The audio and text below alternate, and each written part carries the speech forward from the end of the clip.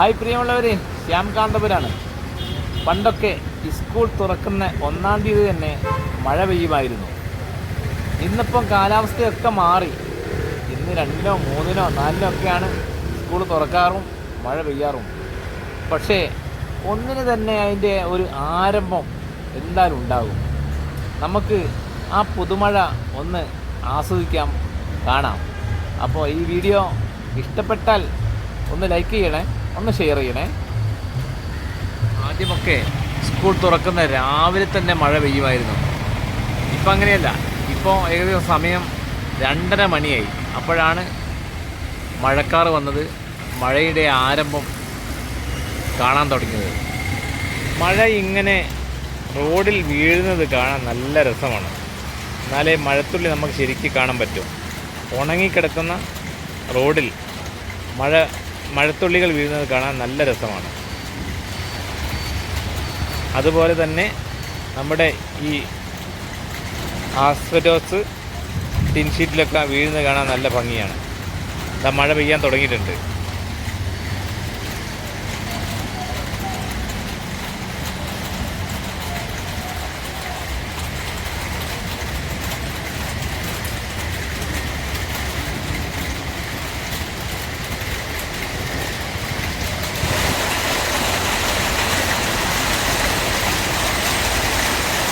നല്ല മിന്നലുണ്ട്, ഇടിയുണ്ട്.